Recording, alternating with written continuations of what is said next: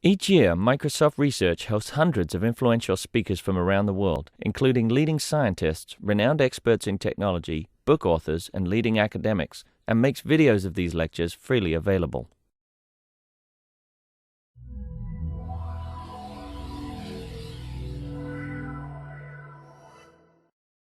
My name is Lou Gellos, and I work in corporate PR and do a lot of work with Kirsten, especially on the stuff that comes up next week, which is always a fun thing for PR people because the reporters get to come in and see all the great work that comes out of here and other parts of Microsoft. So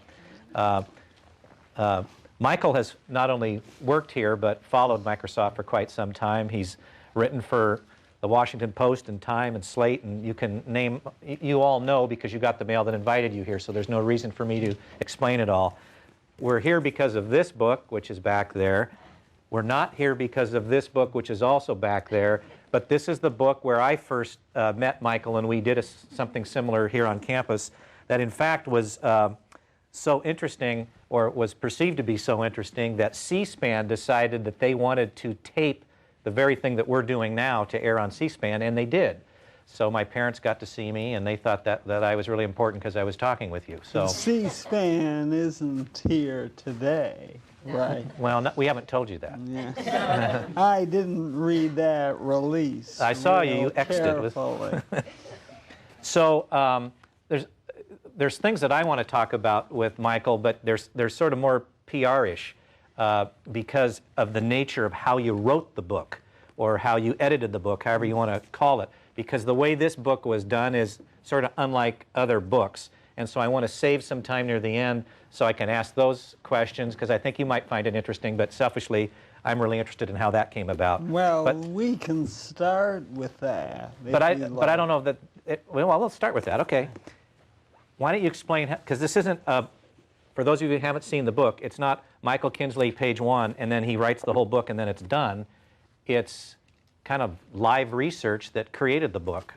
I'll let you explain it. I just think it's fascinating. Well, I call it Tom Sawyer Publishing, or I tried to get TomSawyerBooks.com. Of course, that was gone, but I have Aunt Polly Books.com, and basically it's, you know, the story of whitewashing the fence. Bill gave this very interesting speech in January a year ago, and I thought about writing a book about it, Creative Capitalism, and then that was too much work. So then I thought, well, I'll get some really smart people to write essays.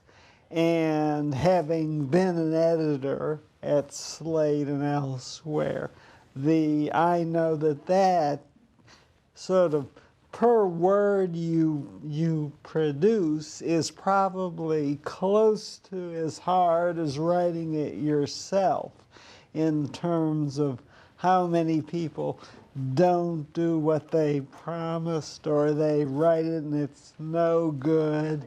And I decided that was too much trouble.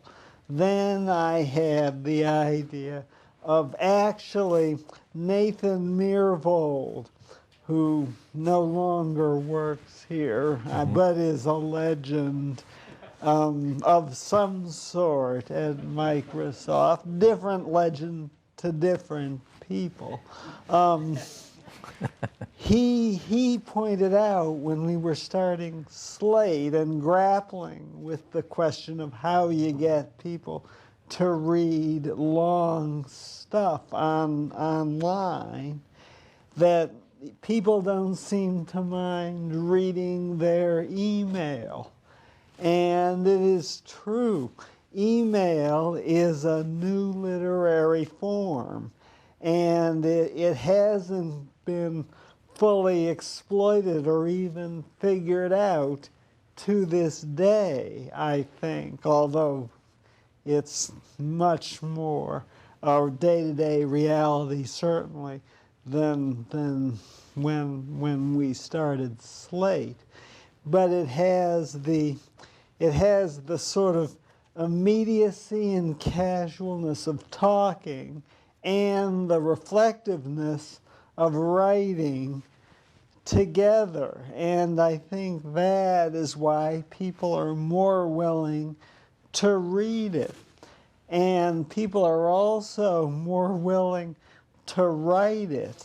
You know, some of these economists in this book, Nobel Prize winners, and the federal judge, and then Larry Summers, who was president of Harvard, these people think very highly of their own time, and they won't, and they either won't agree to write for something like this, or they'll agree and not do it.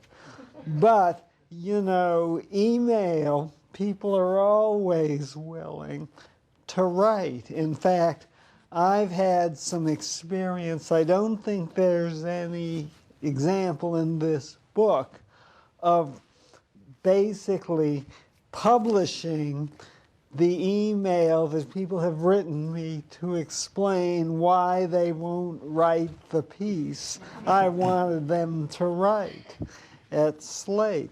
And that's just because it's easier somehow.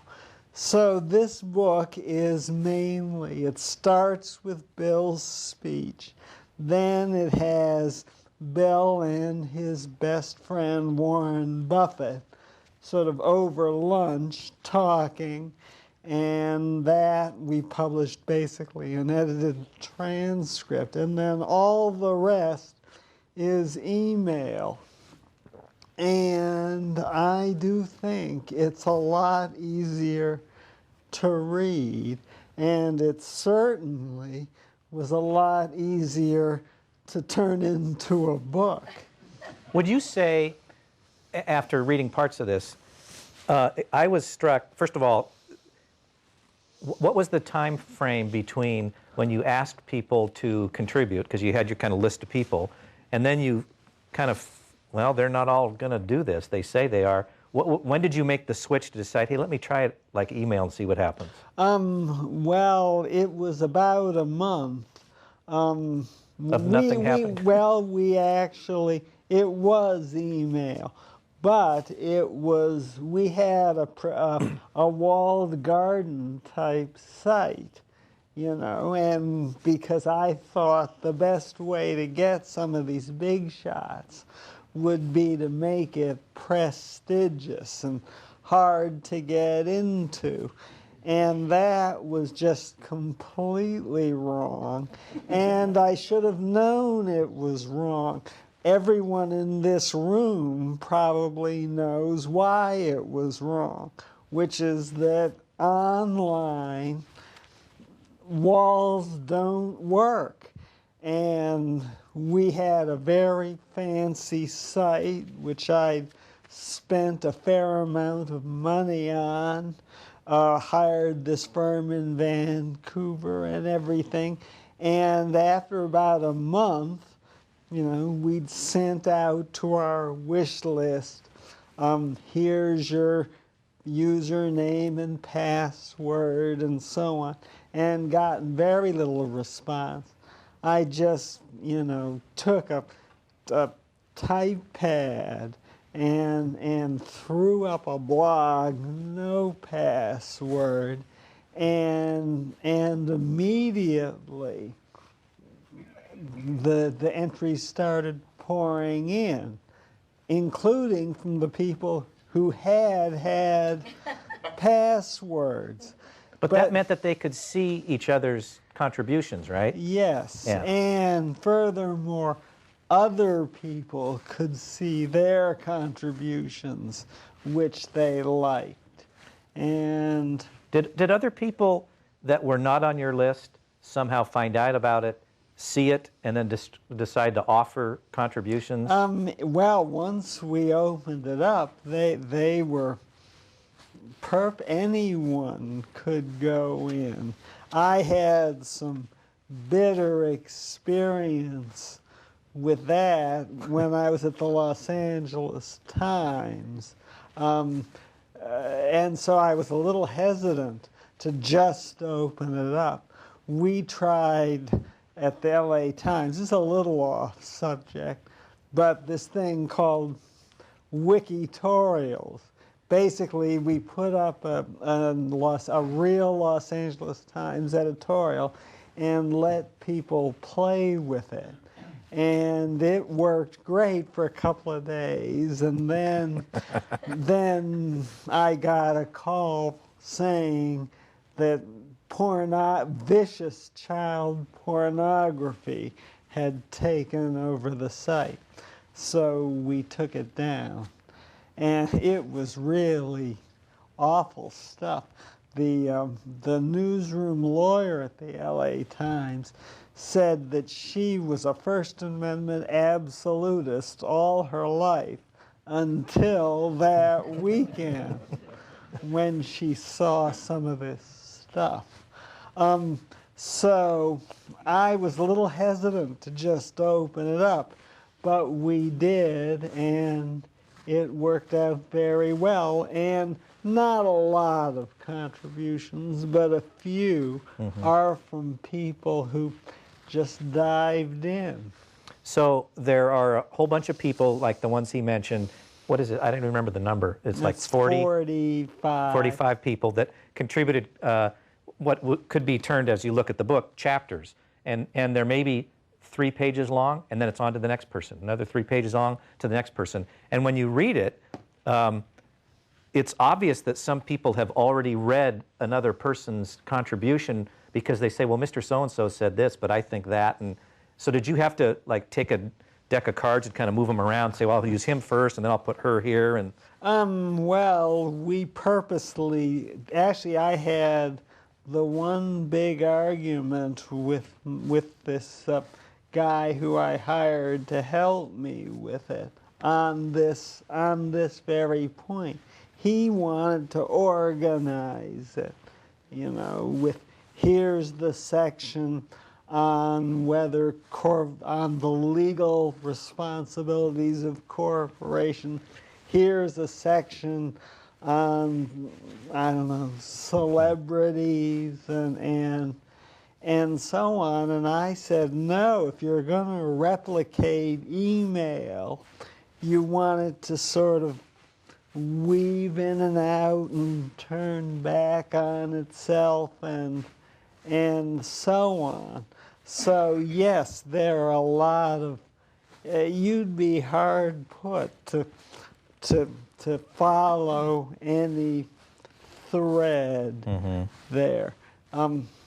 And we also, if someone were to send in something saying, that guy Lou is a complete moron, we would, of course, immediately cut and paste that into an email to you to try and goad you into responding.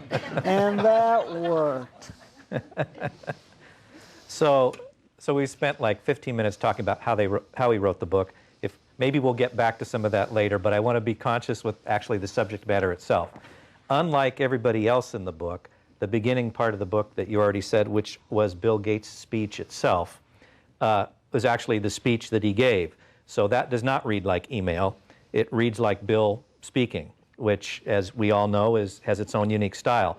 So right after that, you wrote a chapter that's like a page and a half, which actually is called, if I remember correctly, What Bill Said, or What Bill Meant. And it's, you know, he said like 7 things. He said this and this and this and this, and each of those thises is like 2 sentences long.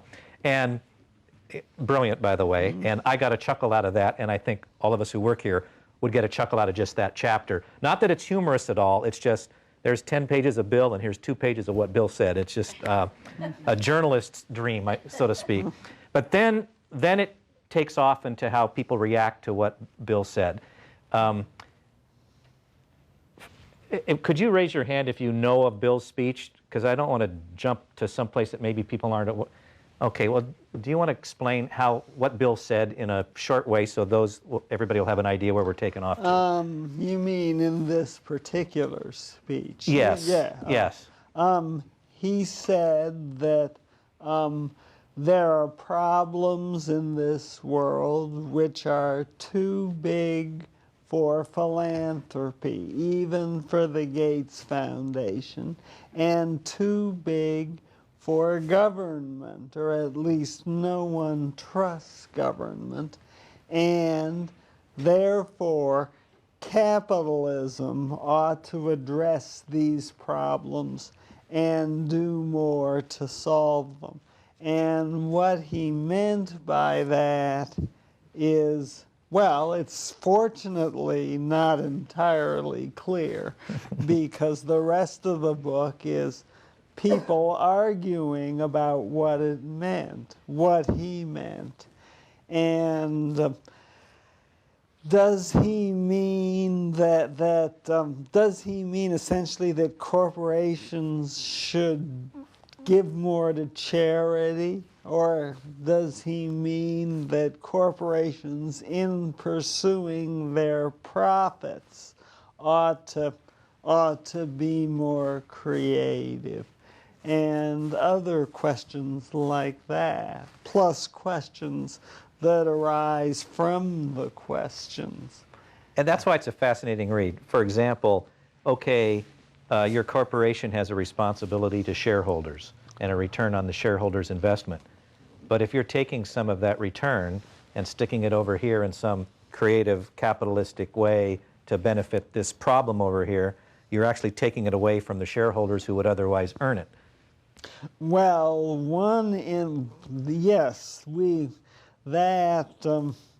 well, there's an example, just to get, I'm sorry to return to how the book was put together. That's okay, because it connects now. I wondered what the legal constraints are on a corporation. I mean, and that wants to do good, and was it possibly illegal? And so I called up this guy who I had worked for when I was in law school, who's now a professor at Stanford, and he wrote something, which I just put in, cut it a bit, and the basic answer to that question is corporate managers can do anything they want. That's why the state of Delaware exists.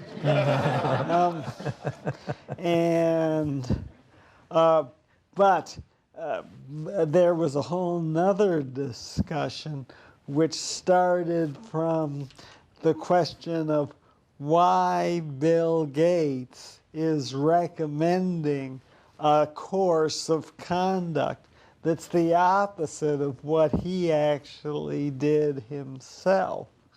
And there's a guy with the wonderful name Clive Crook, he's a friend of mine, and he's a brilliant economic writer. He worked for The Economist, now he's at The Atlantic, and he actually wrote more of this book than anyone else, and we paid them by the word. So Clive did great by dissing Bill rather effectively, saying, if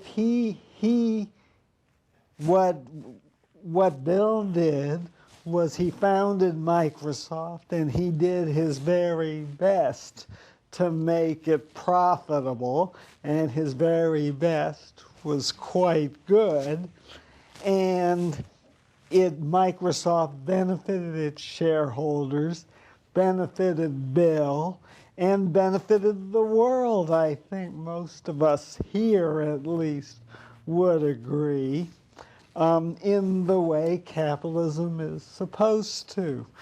As Adam Smith explained, it turns individual greed into social benefit. And he ran Microsoft for many years. without, at least that I could detect, a lot of head scratching about the nature of capitalism. Then he quit or semi-quit. Now he's devoting his life and his money to doing good, also rather effectively.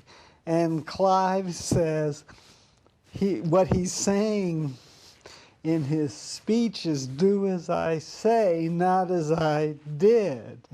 And maybe the world would be better off if people ignored Bill's advice but followed his example. Were there responses like what Clive did, but were there other contributions that came in that surprised you? Yes, there's a very conservative professor at Harvard, an economics professor named Ed Glazer, who he sort of got into it in a very strange way. And anytime anyone criticized this notion of creative capitalism, he rushes to its defense. And that was a surprise, because I thought he would be very much a Milton Friedman free marketeer. The biggest surprise was how many people were willing to participate. We have Judge Richard Posner, federal judge in Chicago, who invented the law and economics discipline. And he's a blogger. As I was saying to a group at lunch, I don't know how he gets away with it as a judge, but he has a great blog where he comments on everything under the sun, and he joined in this. Larry Summers, who was president of Harvard and secretary of the Treasury and so on, whose life has been basically turned upside down several times because of his big mouth.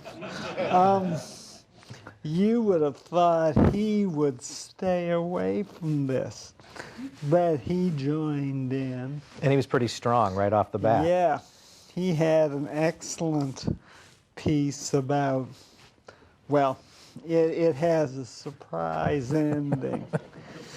So, Bill doesn't write anything in this, so is he aware of what people have said or what they have thought? I would imagine he's heard from people since he gave the speech privately that may express some of the same opinions. well, I sent him a copy.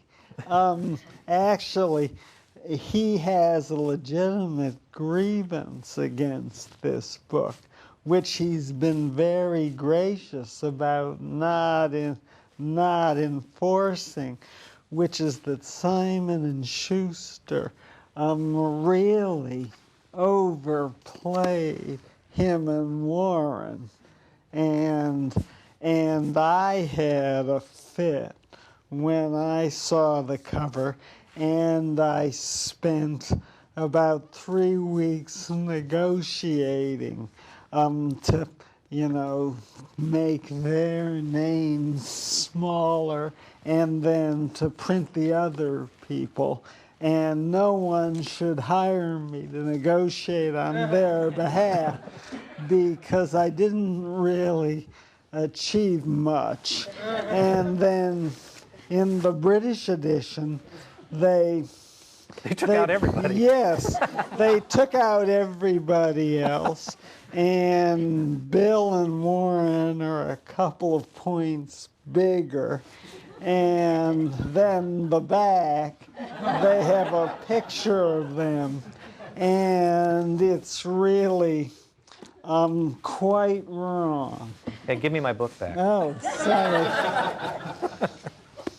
What I was actually getting to, though, was did you consider, after a certain period of time as all these emails were coming in, to kind of, hey, Bill, do you want to look at the site here and see what everybody's saying so you can do sort of a closing rebuttal or something like that? It was pretty clear that we'd gotten what we were going to get. You mean from him or from everybody else? Yes, from him. Oh, okay. I mean, he was very generous, letting us use the speech, and then he had this conversation with Warren, who does not do email, and the book actually comes out more, I'd say it's slightly on balance against his ideas.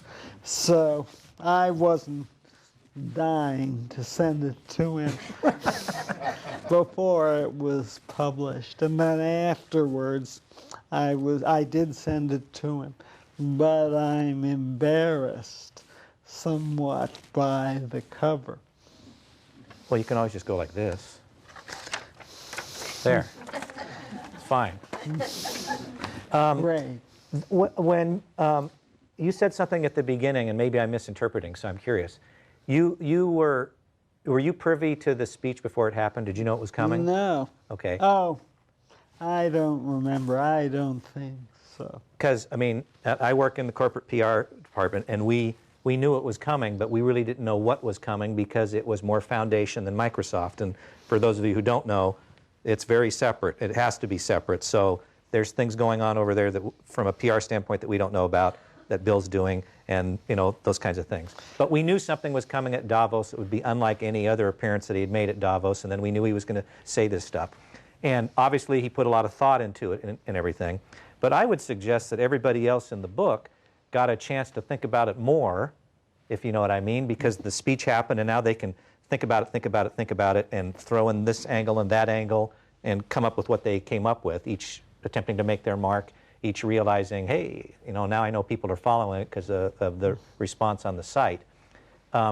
When you started, did you think the book would weigh in the way that it did, where it kind of comes out more anti? No, I assumed that, and we knew who we were sending it to. That was a surprise, and it's pretty balanced. Mm-hmm. But I would say there's a slight tilt against the whole idea. My sources in the foundation may be better than yours. Mm-hmm. Because the managing editor of Slate is basically Bill's speechwriter over there. Mm-hmm. And my wife used to run it. But, right. But that we leave aside. So Josh, I think I had no advanced warning, mm-hmm. except that he was about to say something interesting. Mm-hmm. What was your reaction either that day or whatever it was when you either saw the speech? Did you see it or read it first, actually? I read it. I wasn't there. Okay, but have you seen it online? Yeah. And what did you think when you saw it online compared to when you read it as the written word as opposed to? You've got a theory, I sense, and I can't guess what it is. I do, but I'm asking the questions. Well, I didn't notice anything. And what did I miss? Okay, I think it was one of the more effective speeches I've ever seen him do, because I think he knew at that point he was actually doing something that nobody expected. I mean, you wrote a book on it, for crying out loud. It was a really amazing speech. And I saw the transcript, but I'm trained to the spoken word and how people say stuff. It was really remarkable, I thought. I don't know what you guys thought. How many of you have seen it? A lot of you?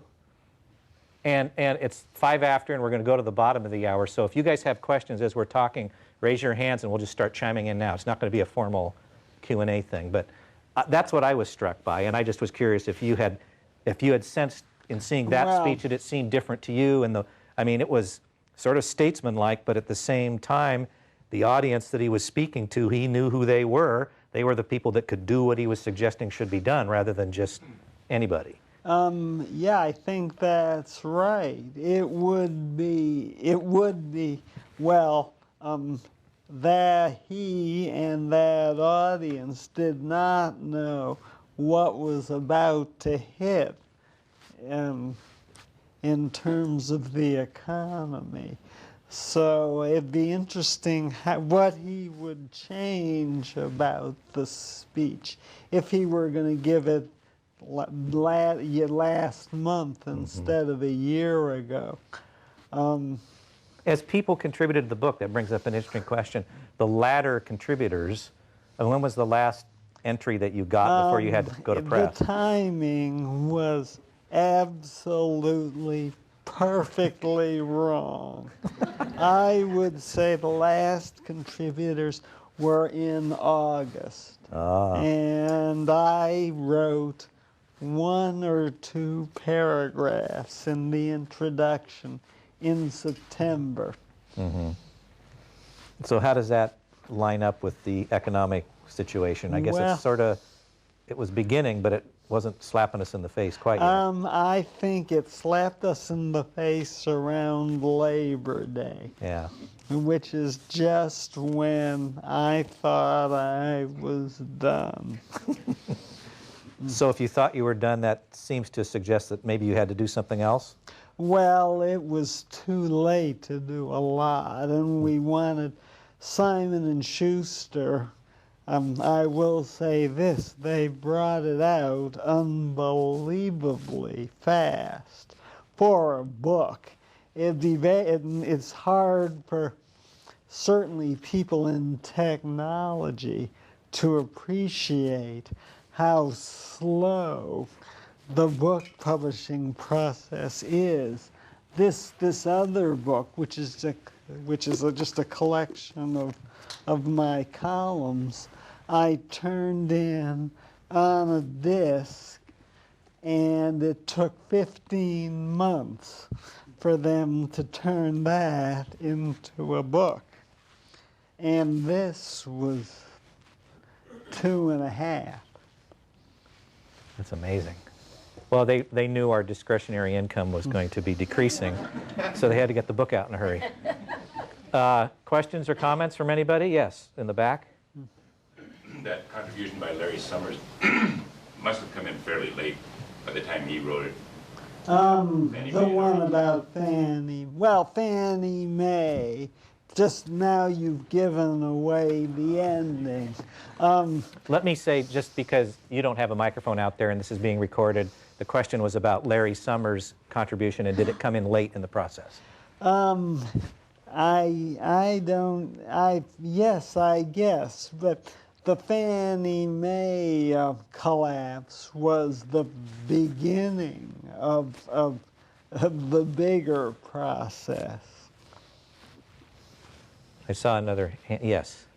So even before Bill came up with his speech, Mohammed Yunus was saying approximately the same thing, that companies should be doing good by, doing good with their money, and making money but doing good side by side.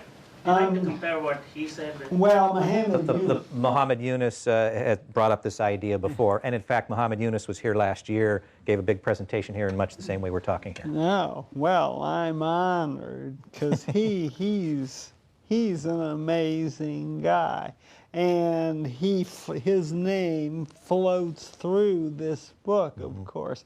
And one criticism of the book, which I've heard more than I might care to, because it strikes me as fair, is that this book is all about capitalism in the West and what it can do for poor people, whereas Mohammed Yunus is applying capitalism right there.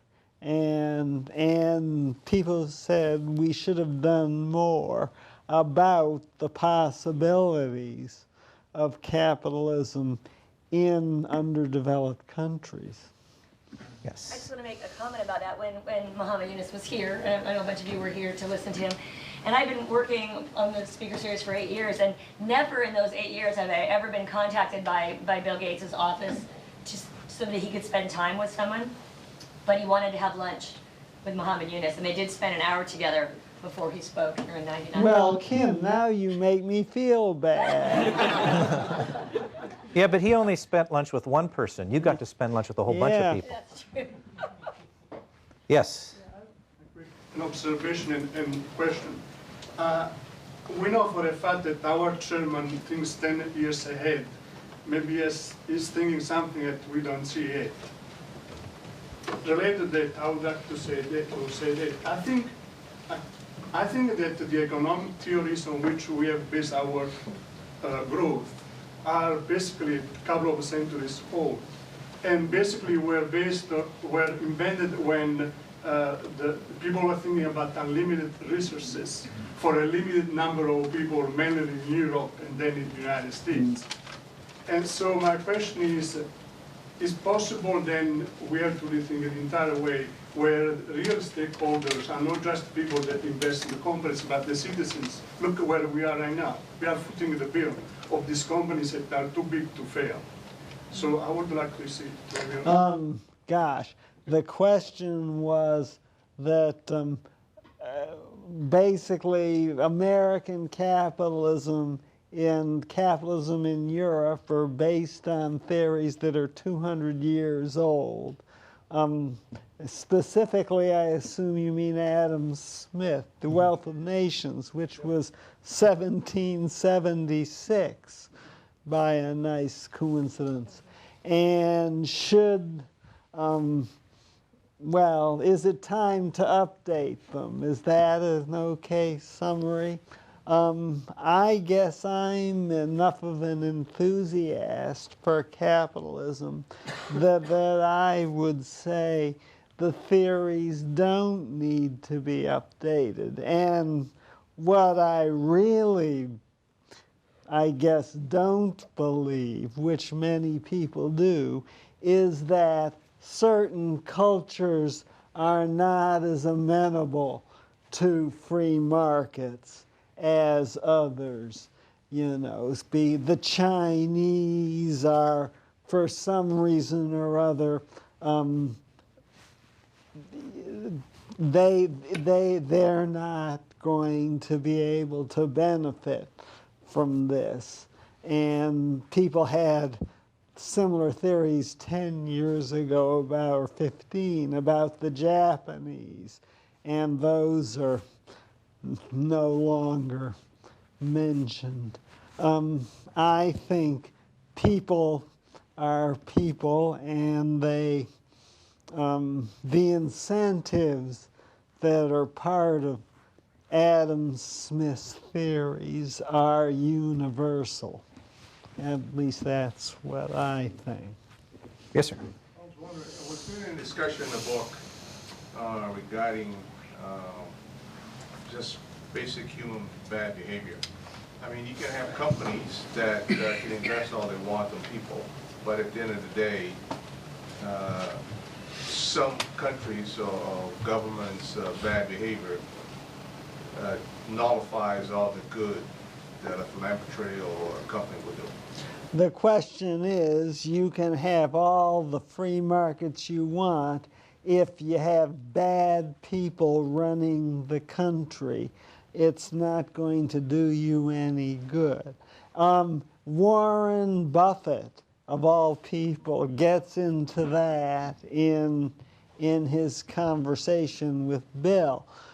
Bill is it's very funny, because I think Warren is not completely on board, but he's trying hard to be helpful.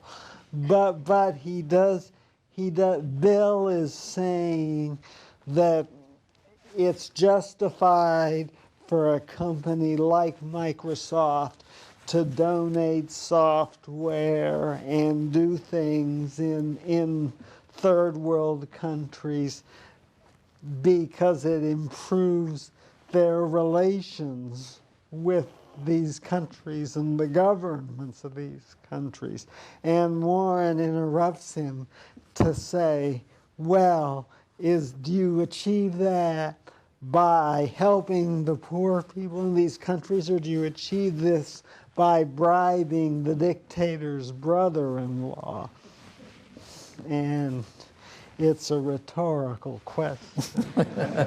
That part of the book, by the way, you know, it's this long. Was that how long the conversation was, or was that edited? It's about half. About half? It is like kind of sitting on the chair next to them without them knowing you're there. The way it reads in the book, it's really good. Yes? So what you were saying earlier about this point about, are these theories too old now? Are you, in a sense, saying, if I can use an analogy, you know, there's nothing wrong with a hammer here, but, you know, it's the usage of it. I can take a hammer and I can do something good with it, or I can bash someone in the head with it. So it's, are you saying it's simply the application of these theories that needs to be updated, or we need to tighten up, or re-understand? Well, I think, first of all, I'm just the editor. But I think what... I was waiting for that excuse. I think what Bill 50 is minutes saying is these are theories, and what this gentleman is saying is these theories have never been applied in lots of parts of the world. And one of the things that creative capitalism can do is to apply what we've learned the hard way over a couple hundred years. Yes, Bruno. So we talked about how the book was compiled, and I think I've read somewhere that the brain absorbs information differently if it reads it on printed version versus on the screen of the laptop or on the web. Does it bother you, or do you think that there's emotions or things that got lost when it got printed? And if so, is there an electronic version that I should wait for to get the full Well, emotions of the you can get it on the Kindle. Now, I don't know. That, of course, uses an electronic paper screen, and that is supposed to be closer to paper. You know, it's very interesting to me the way you frame this question, because you start with the premise that the screen experience is different from the paper experience, and you assume that the screen experience is better. Or at least that's the one that anyone should desire. And my biggest problem when I came to Microsoft to start Slate was people who said, I love your stuff, but I don't like reading on a computer screen.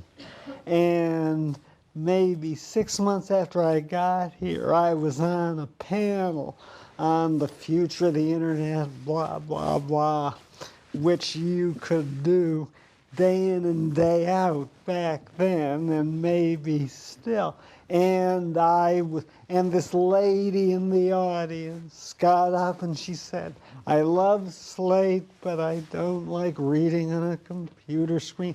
And I'm answering her, well, Microsoft's bringing out the tablet, and there will be and Nicholas Negroponte has invented paper or something. And I was interrupted by this professor who was also on the panel, and from Texas, and he said, your problem will be solved actuarially. And I don't know what's happened to that woman, but he's right. Now, it's been years since anyone has complained about having to read on a computer screen, except for newspaper publishers. I would answer your question in a different way. I would say you don't need to wait for the online version because the printed version's in the back of the room for you right today. But the screen was the way that it was written, not the way that you'll read it. And I can tell you, because I've read a lot of this, it's actually written differently by the people that wrote it because they were writing on a screen rather than writing on a piece of paper and sending it in. And that's where the difference is, I think. Yep. I saw another hand back there. Yeah? I'd like to dovetail off of the first person talking about Yunus and the other gentleman talking about corruption in countries. About the concepts, Yunus had a gathering last fall, which is about microlending, and I posed a similar question to them. Given the reports by Business Week and Bill Moyer's journal about our MBAs and our Harvard graduates specifically targeting the poor in America as a group, were they, and also you have to understand that I'm a fan of systems thinking from Singay. So I don't look at this creative capitalism just on this surface that we're given. I'm looking at the problems that it can also create. And by your also comment, what can you do about bad people with creative capitalism? So they specifically targeted the poor as a market. And is that bad? No, what they did, you have to look at what they were doing. They specifically know down to the dollar how much somebody can pay, so they put it, for example, a car dealer will put the cost of the car a little bit over that, or so that the whole family only has $5 for that month to live on, so that they knew that they can then repossess the car and sell it again for another profit. This is a type of creativity that we are getting out of Harvard graduates and Yale graduates. And given the fact that the Gates Foundation and this bank has now created just yesterday the announcement of a banking system, and how that these creative individuals can then corrupt that and victimize the new, what we call emerging markets, which is just another euphemism for poor people. So we have a history in the United States of one form of a slavery or another lifting up these markets. And now we have what we call wage slaves in the United States.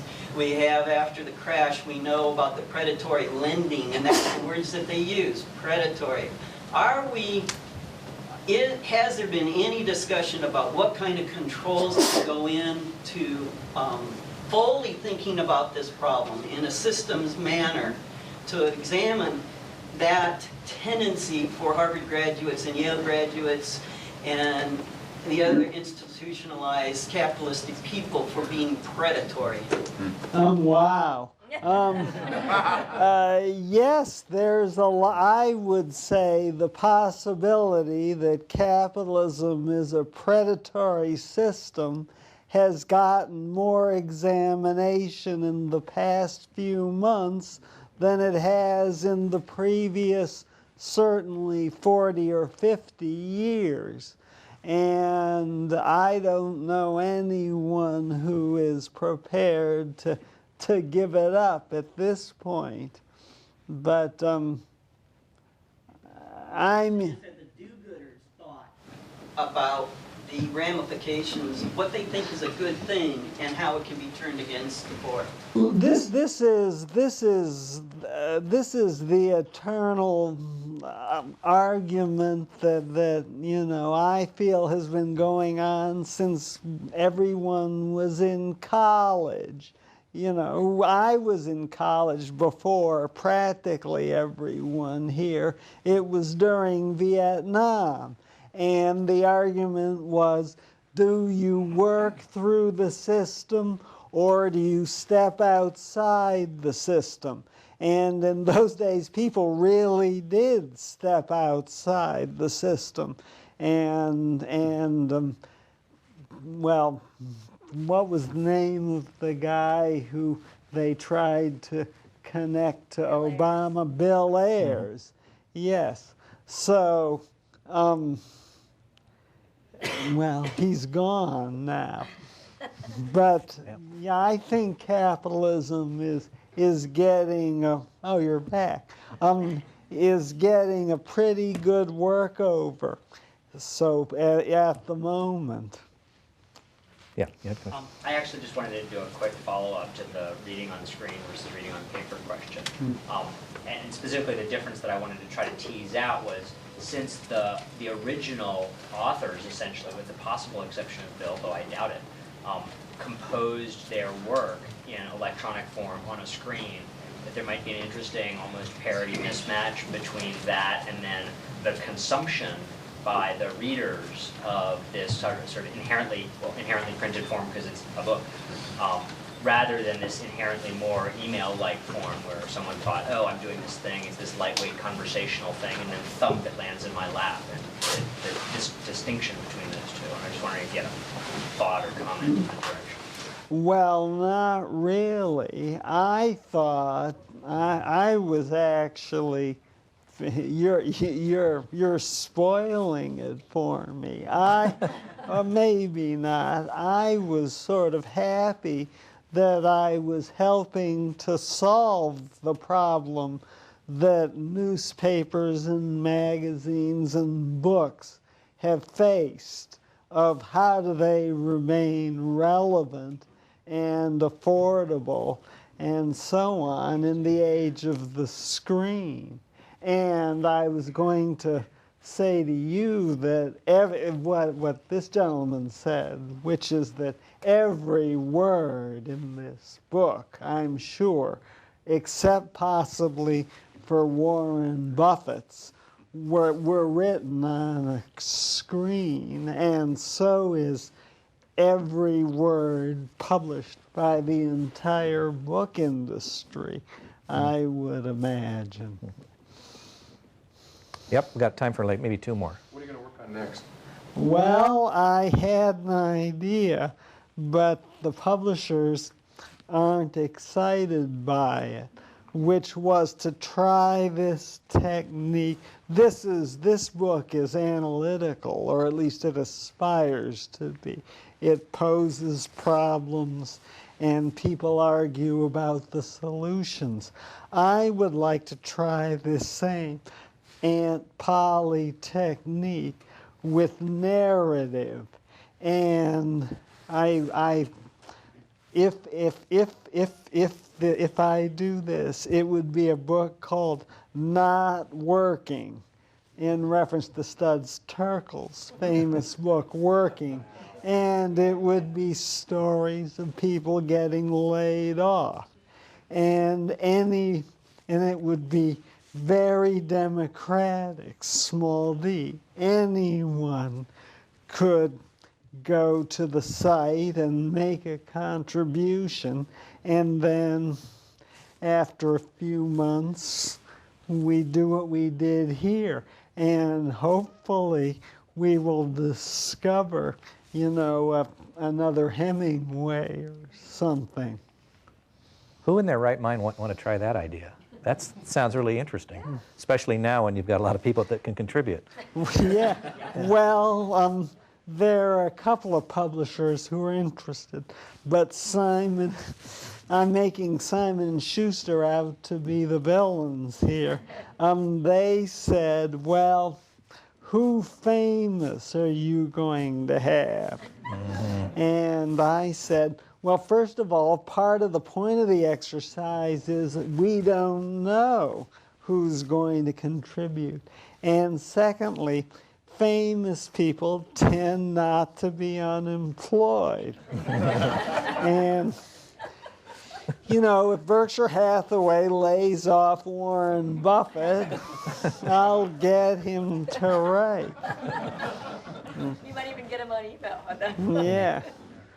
Well, thank you again. This is always interesting when you drop by the campus. So thank you. Thank you. And both books are back there. And having actually read the whole one of this one, this is fascinating because it's over time. It's all his writing, but it's, well, I don't remember my notes from when I did it before when we talked about this book. But just say you're going to go back decades. about talking about now, and you know what has happened to get to 2009, but in 1997 when they were talking about what 2009 would be like, or when he was writing about it, it's just interesting to see the truths and the things that didn't quite work out the way people thought and stuff like that. It was, both books are great. And I'm not saying it because I'm sitting here. Thank you, Luke. I'm saying because he's sitting here. Thanks, Luke.